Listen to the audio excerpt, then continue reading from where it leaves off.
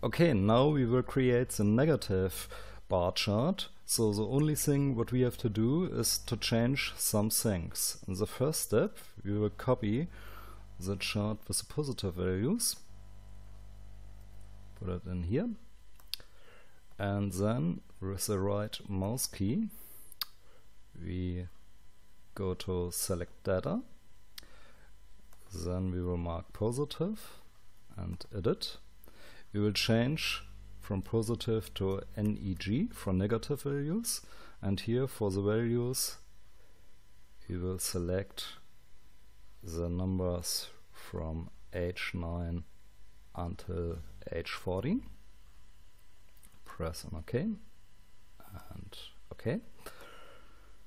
Then we will mark the green bar chart.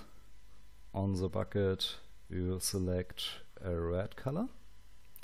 So, and here we have the positive value, so just for example plus 15. We'll make a double click here. Then the window format data labels will open.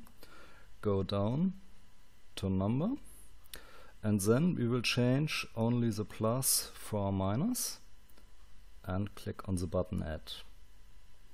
Then we will close the window.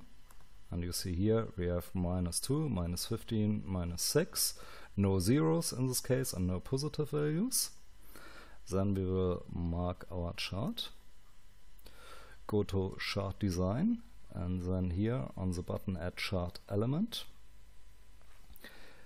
we will select axis and then primary horizontal, and make a double click here on the horizontal value axis.